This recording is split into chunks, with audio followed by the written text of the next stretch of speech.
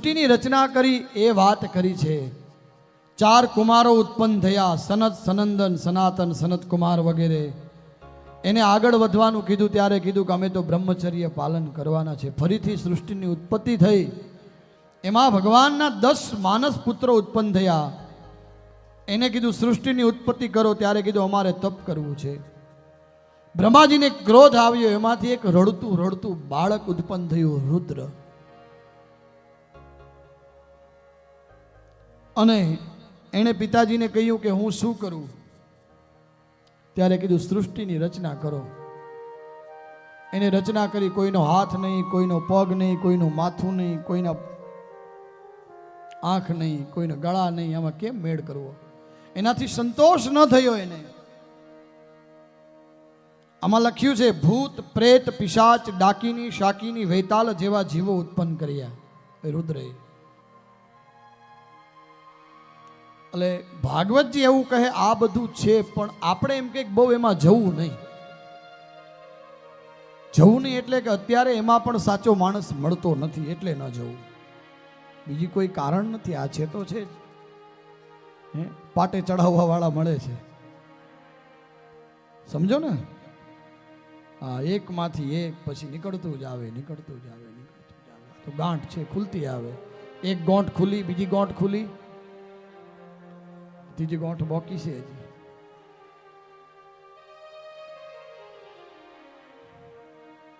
એને સ્થાન આપ્યું સ્મશાનમાં.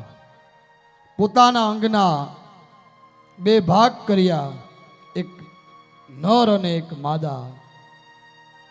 એમાં હવે બ્રહ્માજીએ સ્મરણ કર્યું ને ત્યારે પછી પોતાના અંગના 2 ભાગ કરી અને એમાંથી એક નર અને માદા અને મનુ અને શત્રુપાનું એને સર્જન કર્યું.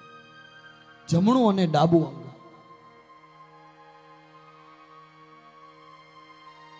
મનુ અને શત્રુપાએ પિતાને કહ્યું કે સૃષ્ટિ આગળ વધારવી છે, પણ સૃષ્ટિ તો રસાતલમાં પડેલી છે, શું કરીએ અમે અત્યારે? ત્યારે બ્રહ્માજીએ ભગવાનનું ધ્યાન કર્યું. એને છીક આવી બ્રહ્માને, એમાંથી એક અંગૂઠા જેવડું સ્વરૂપ પ્રગટ થયું. અને એ સ્વરૂપ ધીરે ધીરે ધીરે વિશાળ થવા લાગ્યું. અને એમાં ભગવાનનો પ્રાદુર્ભાવ ત્યાં થયો. ભગવાન બોલો વરાહ નારાયણ ભગવાન કી જય. વરાહ નારાયણનો પ્રાદુર્ભાવ થયો. ત્યાં આવ્યા છે વરાહ નારાયણ. વિશાળ સ્વરૂપ થઈ ગયું છે. ભગવાન રસાતલમાં ગયા છે. હિરણ્યાક્ષ અને હિરણ્યાક્ષ સાથે યુદ્ધ થયું છે. ત્યાં હિરણ્યાક્ષને ભગવાને મારી નાખ્યો. દેવતાઓએ પુષ્પવૃષ્ટિ કરી અને ભગવાનનો જય જયકાર કર્યો. અને ભગવાન જે પૃથ્વી હતી એ લાવ્યા છે પોતાને દાંત ઉપર. આવી રીતે બોલીએ વરાહ નારાયણ ભગવાન કી જય. અને એમ કરતા કરતા સૃષ્ટિ હવે પૃથ્વી આવી ગઈ એટલે સૃષ્ટિનો વિસ્તાર થયો. બ્રહ્માના મનુ અને શત્રુપા, અને મનુ અને શત્રુપાના પ્રિયવ્રત, ઉત્તાનપાદ એ થયા. દેવહૂતિના લગ્ન કરદમ સાથે થયા. આકુતિના લગ્ન રુચિ સાથે થયા. અને પ્રસૂતિના લગ્ન દક્ષ પ્રજાપતિ સાથે થયા. એ કથા બતાવી, આ વંશ બતાવ્યો છે. અને જ્યારે દેવહૂતિની વાત કરી ત્યારે કીધું કે એના ઘરે તો ભગવાન આવ્યા હતા એવું મેં સાંભળ્યું છે. તો કે હા, એ પ્રાગટ્યની મને કથા કહો ને. અને ત્યારે કરદમ ઋષિએ બ્રહ્માજીના આદેશથી 1000 વર્ષ તપ કર્યું છે.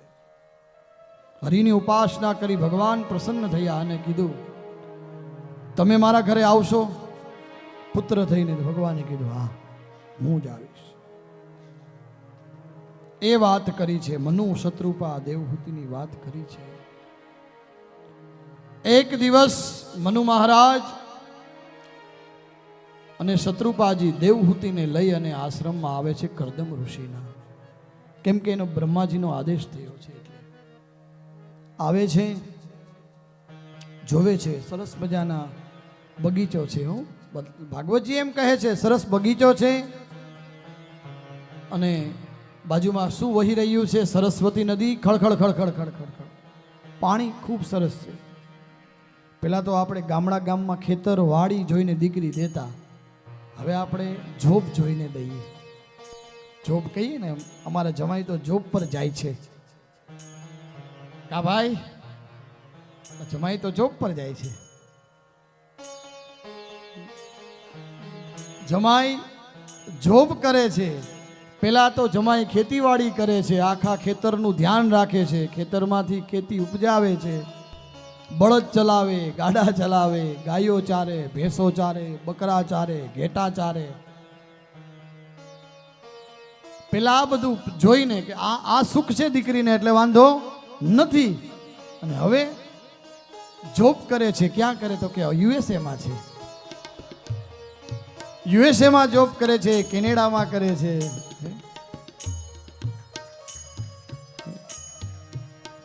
ખરેખર સારું, જ્યાં કરો ત્યાં જોબ પણ હખે રહેજો, શાંતિથી રહેજો. જ્યાં જોબ કરો. બહુ ટ્રેન્ડ વધ્યું છે. જેને પૂછો તમારો દીકરો ક્યાં, તો કે એ તો અત્યારે સ્વિટ્ઝરલેન્ડ છે, ઓસ્ટ્રેલિયા છે. અને ખરેખર પછી દુઃખની વાત કરું છું, માતા પિતા છે એ નાના ગામડામાં છે, એક ઝૂંપડામાં રહેતા હોય અત્યારે. આ ખરેખરથી એક એક દાખલાઓ જે બોલું છું એકદમ પ્રત્યક્ષ જોયેલા. એના કરતા અહીંયા રામે દીધો છે રૂડો એ રોટલો રે, કોઈને ખવડાવીને ખાવ. રામે દીધો છે રૂડો રોટલો. ભગવાને રોટલો આપ્યો નહીં, આપણે ભારત દેશમાં નથી આપ્યો. હું આપ્યો છે ને. અહીંયા ભલે તમે વિદેશ જાઓ, પ્રગતિ કરો, પણ અહીંયા આવો, માતા પિતાની ખબર લ્યો. નહીં તો શું થાય ખબર, પછી ડિસ્ટન્સ થઈ જાય છે. હા, અને પછી શું થાય છે તમને ખબર છે? જ્યારે અહીંયા માતા પિતામાંથી કોઈ એકાદ મૃત્યુ પામે ને, ત્યારે ત્યાંથી એ લાઈવ દર્શન કરે. હું મારા પિતાજીના લાઈવ દર્શન કરીશ. વાહ ભાઈ વાહ.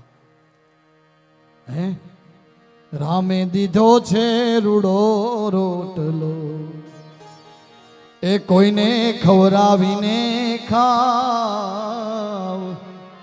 રામે દીધો છે રૂડો. આપણે હું નથી અહીંયા છે, મોજ કરો, પણ છતાંય આપણે રાજી છે. જ્યાં જાઓ ત્યાં તમારી મોજમાં તમે રહ્યો, પણ એ વડીલોને ભૂલી ન જાઓ.